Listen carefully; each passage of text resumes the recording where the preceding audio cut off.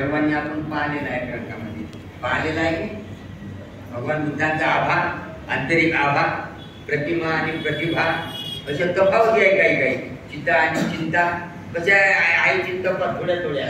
चिंता ही माणसाची मेल्यानंतरच जाळत असते. एका टिंबाचा फरक आहे. चिंता ही माणसाने जिवंतपणे जाळून टाकायची आहे की नाही. अशा साध्या साध्या गोष्टी आहेत त्याच्यामध्ये.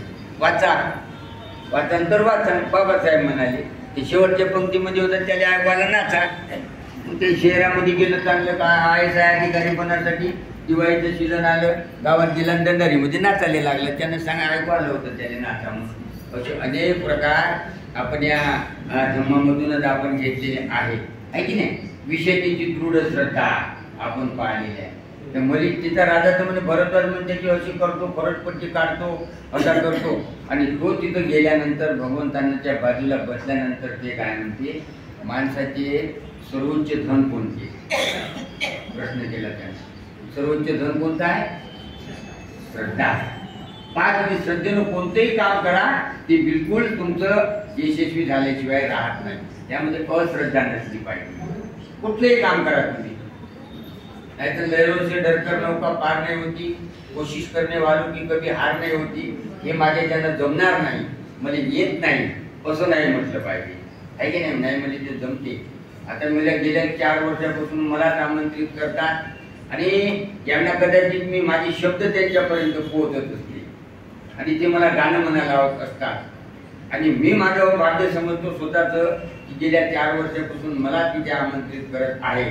आणि एखादा असेल मला वाटते की पुढच्या वर्षी चांगला म्हणजे माझा मित्र म्हणा आवडतो. आपल्या फार हे आहे आपल्या आहे की नाही. परिस्थिती आहे, त्यामध्ये आपलं ज्ञान आहे की नाही, वाचन आहे, या सगळ्या गोष्टीमध्ये कमी शिक्षण आहे.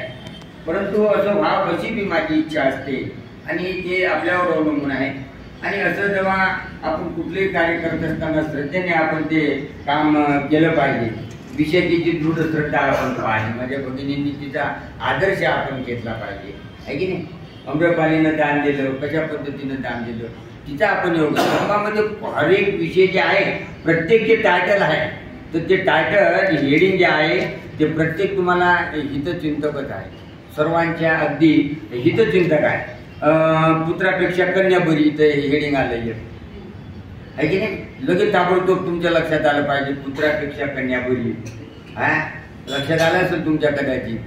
राजा प्रसंजित राजा भगवान बुद्धाच्या जन्मदिवसाला गेला आणि गेल्यानंतर मग त्याचा दूत आला की म्हणे आता राणी मलिका प्रस्तुत झाली म्हणे. तो लगेच त्यानं चेहराच मोडून टाकला होता. मग भगवंतानं ओळखलं की म्हणे तुझा चेहरा म्हणे आता थोडा बरा नाही वाटत, काय निरोप करायला म्हणे. नाही म्हणे भगवंता म्हणे आताच म्हणे माझा दूत म्हणे एक निरोप घेऊन आला म्हणे माझी पत्नी म्हणे मलिका प्रस्तुत झाली म्हणे, तिने एका कन्येला जन्म दिला म्हणे. आता कन्या कशी श्रेष्ठत्व आहे हे आता आपण समजलं पाहिजे. आणि पोराचे पाहतो आपण, मुलीचं पाहतो. मुलगी ही 3 याचा उद्धार करते आहे की नाही. पोरगा करते तर करते, नाही तर त्याचाही नाही करत. अशी परिस्थिती आपण पाहिली आहे की नाही. त्यानंतर आपण असे अनेक आपण जे जे हेडून आपण पाहणार आहोत ते सर्व आपल्या हिच्या सुखासाठीच आहे. दृष्ट पुरुषाला इथे दृष्ट पुरुष कशाला हे आपण आढावा घेत आहोत. ग्रंथाचं पठण काल परवा पौर्णिमेपर्यंत सर्व झालेलं आहे. आपण सम्यक दृष्टी सम्यकची आपण स्मृतीची आठवण करत असताना आपण अर्धा घंटा मला दिलेला आहे. त्या अर्ध्या घंट्यातली मी जेवढं काही हेडिंग येतील त्याच्यावर मी सांगणार आहोत, वाचूनच सांगणार आहोत. तसं आपल्या पद्धत काही नाही आणि दुसरं व्यतिरिक्त सांगत नाही मी समाजात. दृष्ट मनुष्य म्हणल्याबरोबर तुमच्या सर्वांच्या लक्षात येते दृष्ट मनुष्य कसला, कोणता दृष्ट मनुष्य आहे, कोणाला दृष्ट म्हणा आहे की त्याच्यातली 4 अवगुण असते.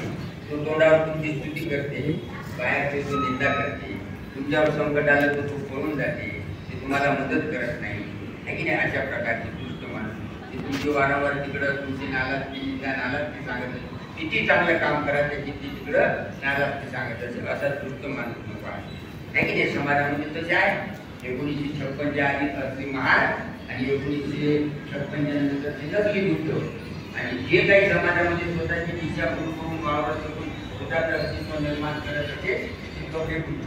असे 3 बुद्धाचे प्रकार आपण आपल्या डोळ्यातून पाहतो. कपडे बुद्ध छप्पनच्या आधी लक्ष्मी महाल